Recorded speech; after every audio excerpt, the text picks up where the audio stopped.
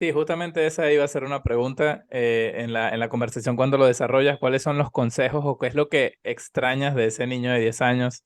Aparte de eso de que no le preocupa nada, nada le da pena, me aviento a todo porque no sé qué estoy haciendo, sino que creo que lo puedo. ¿Qué específicamente hoy extrañas del Marco de 10 años? Yo creo que eso, yo creo que la inocencia que hacía lograr muchas cosas, que hoy se la sigo pidiendo prestada muchas veces, para creer, para lograr. Creo que ese marco me aporta, ese marco de 10 años me aporta esta frase que dice que el hecho de que alguien no lo haya hecho no quiere decir que yo no voy a poder hacerlo, ¿no? O sea, ese marco de pronto se mete a mi cabeza, ese marco de 10 años y me dice, bueno, no lo han hecho, pero ¿y si somos los primeros? ¿No? O sea, y si Claro. nosotros sí lo logramos, y si nosotros sí lo hacemos, y creo que eso es el acompañamiento más valioso que me queda de ese marco de 10 años, y digo, tú sabes, ¿no? Que si lo podemos creer, si puede pasar por nuestra cabeza y tenemos un plan de acción, 100% se puede volver realidad, ¿no? Yo pienso que no fue hace mucho, Marco, tampoco.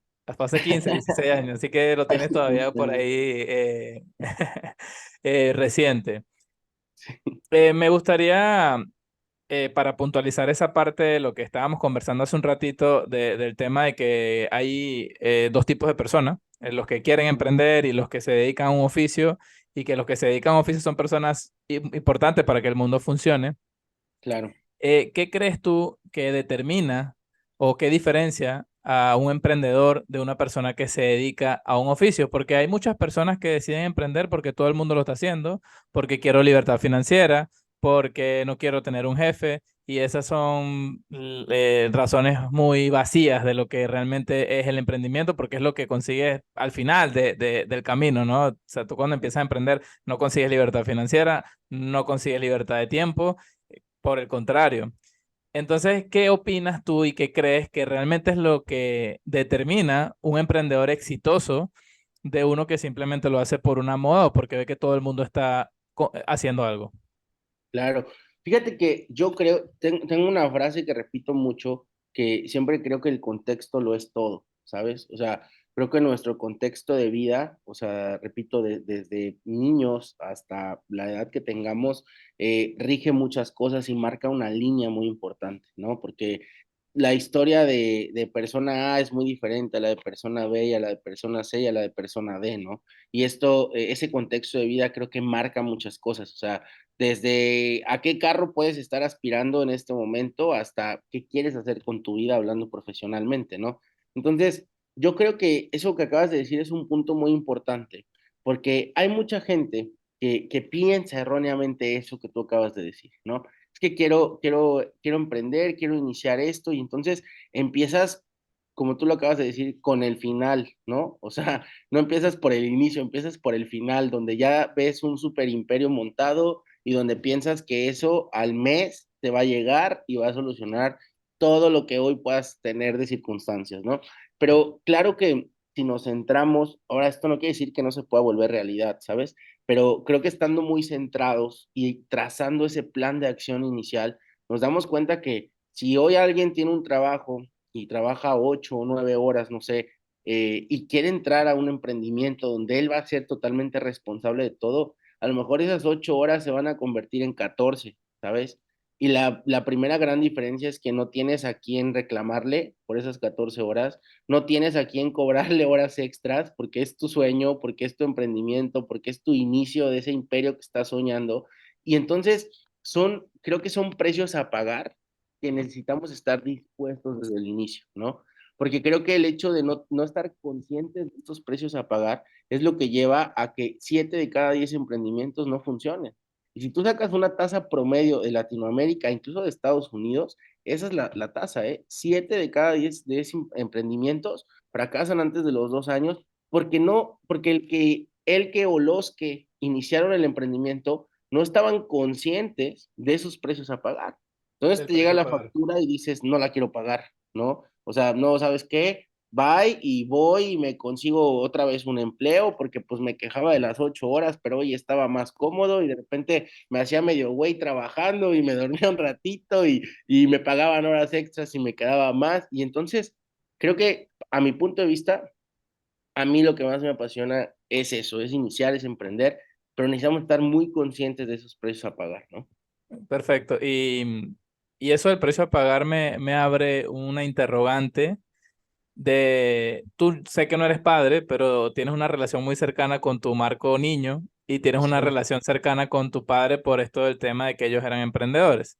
Yo tengo dos niñas y me encantaría saber de tu parte qué consejo le hubiese gustado o qué recomendación o qué ejemplo le hubiese o no se le hubiese, le recomendarías a todos los padres que tienen influencia sobre sus hijos, directa o indirectamente, que puedan darle a ellos para que se conviertan en personas felices, sobre todo, que hagan lo que les gusta, que tomen buenas decisiones y que se sientan bien con lo que hacen.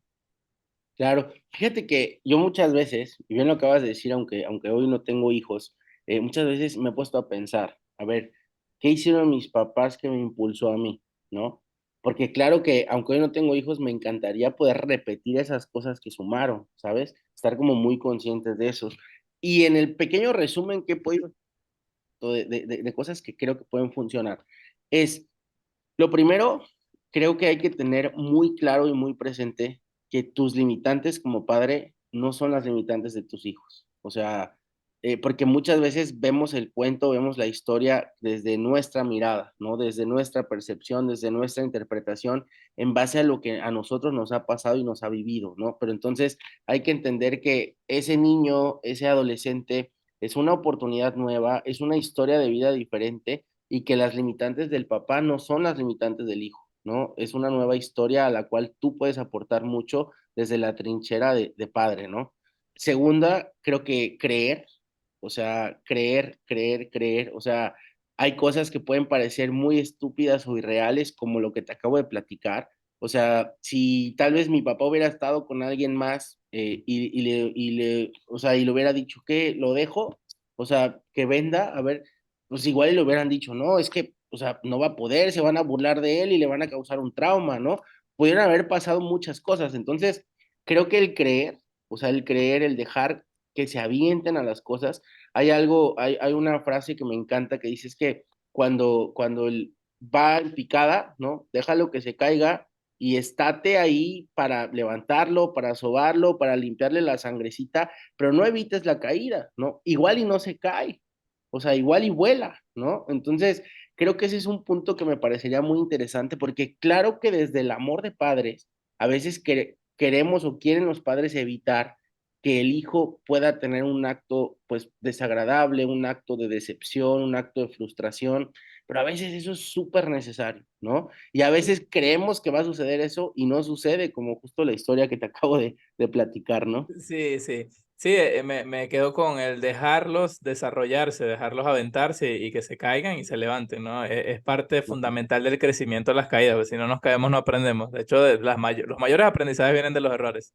Claro, 100%.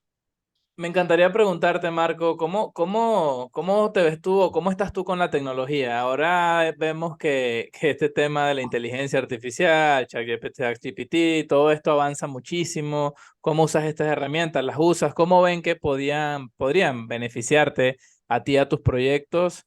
¿O por el contrario sientes que no tanto? ¿Cómo tú lo ves?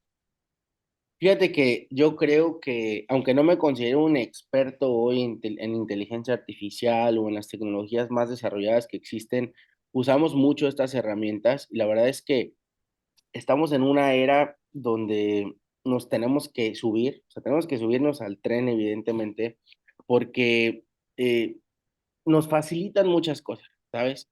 Y sobre todo, algo muy importante que yo veo en el tema, por ejemplo, ahorita de la inteligencia artificial, es que nos están ayudando a ahorrar el recurso más valioso e irrepetible que tenemos como seres humanos, que es el tiempo, ¿no?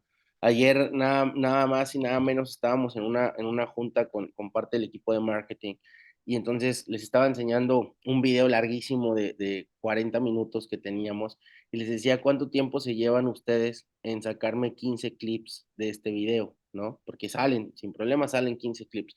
¿Cuánto tiempo se llevan? Entonces empezaron ahí a intercambiar a ver quién podía hacerlo en menos tiempo, pero bien hecho.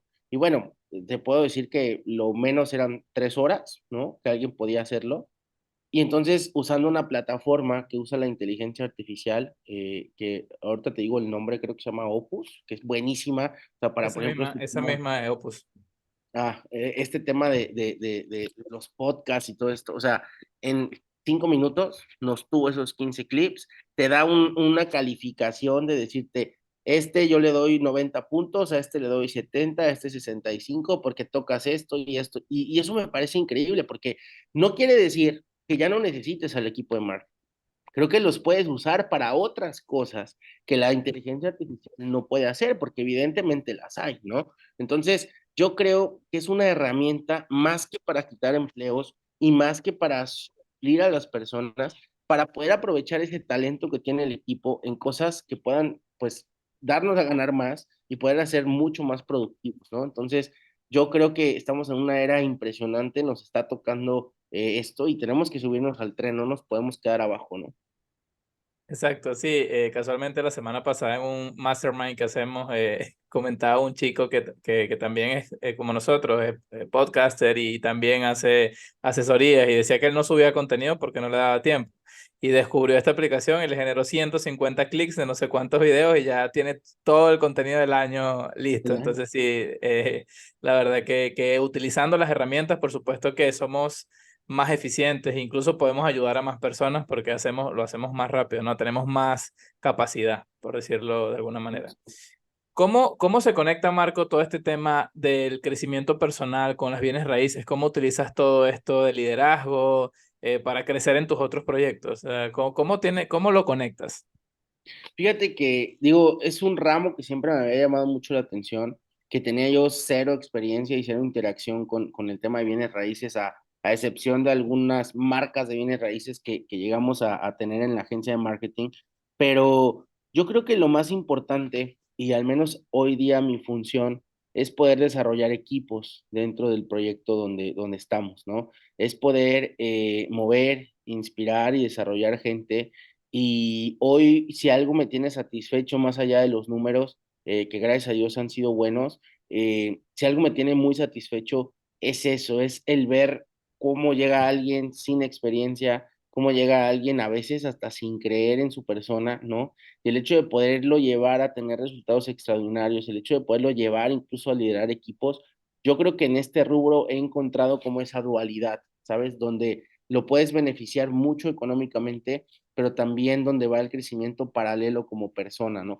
Claro que ese es un estilo de cómo llevas, ¿no? Y lo puedes hacer en cualquier rubro prácticamente, pero creo que me ha gustado mucho ese rubro porque, repito, hay esta dualidad entre la persona crece económicamente, pero también nunca deja de crecer personalmente, ¿no? Y creo que ese es el punto que todos estamos buscando, ¿no?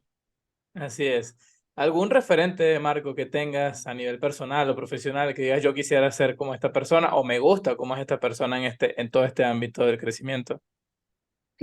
Fíjate que realmente creo que admiro a muchas personas. Creo que soy alguien que si tú me invitas a una conferencia, si tú me invitas a un taller, si vamos a lo que sea, creo que tener esa mentalidad abierta a aprender, siempre descubres cosas nuevas. O sea, eso es impresionante, ¿no? Pero claro, lo descubres si lo quieres, ¿no? Si tienes como esa apertura. Y yo puedo decirte, hay personas que he tomado como base en muchas cosas, ¿no? O sea, por ejemplo, yo te puedo decir que tengo desde autores favoritos, o sea, me encanta el tema de introspección en tema de desarrollo humano, ¿no? Por ejemplo, un Jorge Bucay que, híjole, es fascinante. Si no han leído libros de él, se los súper recomiendo, ¿no? Hay un libro que se llama Las tres preguntas y creo que parte de lo básico, de quién soy, a dónde voy y con quién, ¿no? O sea, tres preguntas que si tenemos súper claras, puede estar mucho más fácil la línea que tomamos, ¿no? Te puedo decir que en ventas admiro muchísimo y que fue uno de los pioneros en cuestión latina, Alex Day, ¿no? O sea, su libro de la Biblia del Vendedor, todos estos fundamentos que quizá hoy muchos estén muy actualizados, pero creo que he elegido agarrar como diferentes mentores. Tengo un mentor también que fue el que me lleva a esta parte de empezar a dar talleres, de empezar a hablar en público, que también admiro muchísimo. Arturo se llama. Y bueno, la verdad es que creo que más que casarnos con alguien, necesitamos ver de qué forma podemos aprovechar y aprender de todos, ¿no? Entonces, creo que si tú ves un libro que tienes ahí enfrente, léelo. O sea, no importa de qué sea, te va a funcionar, te va a servir y es mejor que leas ese libro que no estés leyendo nada, ¿no? Marco, una debilidad que creas que tienes. Una debilidad que creo que tenga. Yo creo que tengo una que lo voy a decir abiertamente y que he estado trabajándola estos 2 años porque la identifiqué muy bien, pero que es una debilidad o un área de oportunidad que muchos emprendedores con esta chispa pasamos y esto se llama estabilidad, ¿no?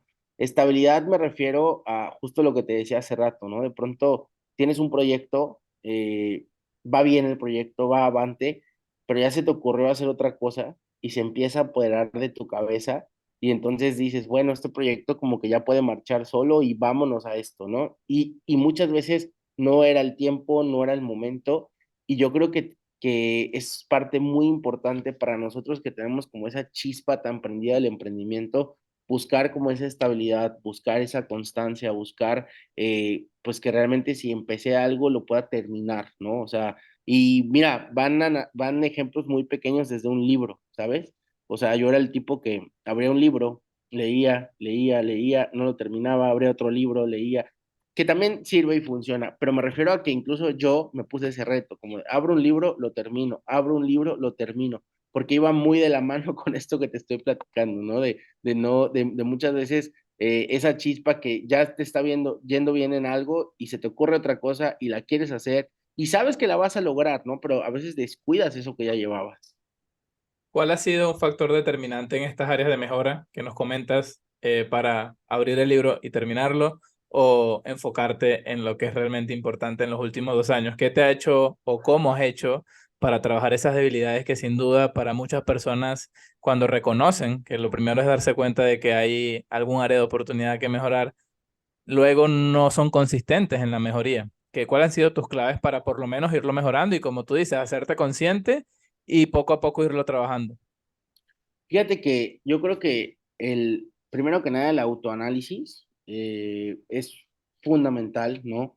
No tanto como por criticarte tú solito o ver qué estás haciendo mal, pero sí poder identificar esas áreas de oportunidad, ¿no?